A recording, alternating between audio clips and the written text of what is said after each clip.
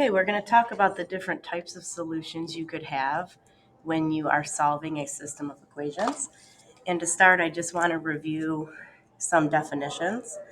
So a system of equations is two or more equations that you are solving at the same time. And a solution to the system is the ordered pair that makes all equations true.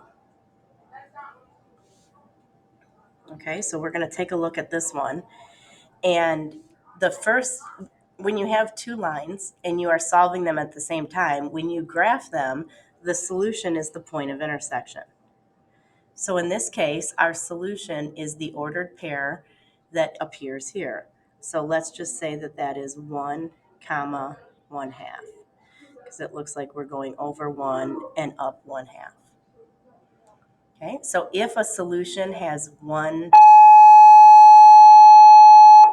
point of intersection, we say that there is only one solution to the system.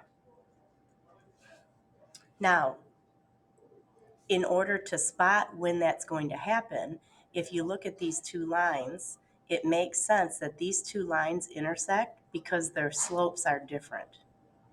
Anytime two lines' slopes are not the same, they are going to at some point intersect. Okay, so we're going to write an example.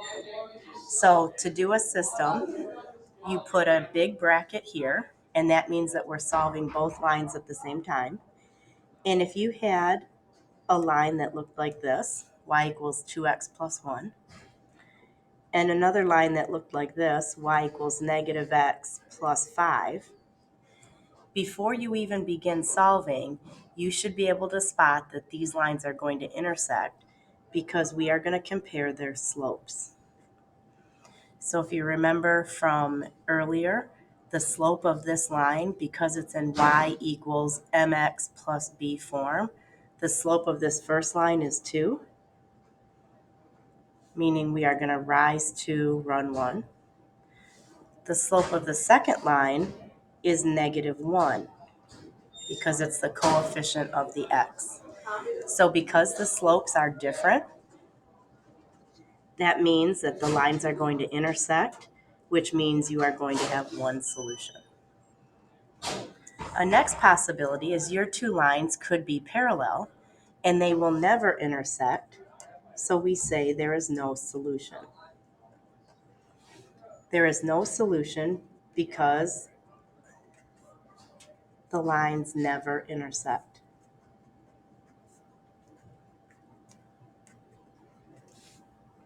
Okay, and if we have no solution, we can use this symbol, which means the empty set.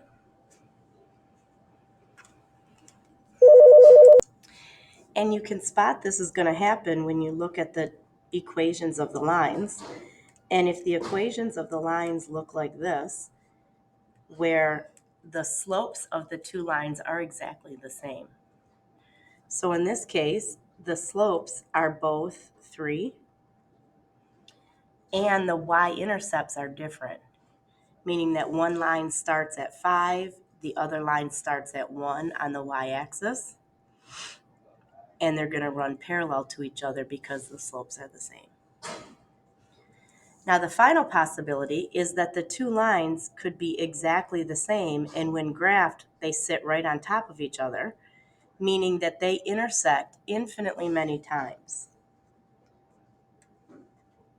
So we say that there are infinitely many solutions. And the symbol for infinity is a sideways 8.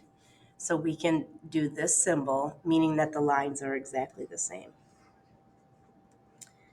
Okay, so if you are looking at two lines that are being graphed, in order for them to be exactly the same, you guessed it, the slopes have to be the same, but also the y-intercepts have to be the same. Okay, so you are going to have to be able to identify that if two lines intersect, you'll have to be able to state that they're going to have one solution. If the two lines are parallel, you have to identify that there's no solution because they never intersect. And if they are right on top of each other, we are going to say infinitely many solutions. Okay. Now down at the bottom, sometimes you might have something like this.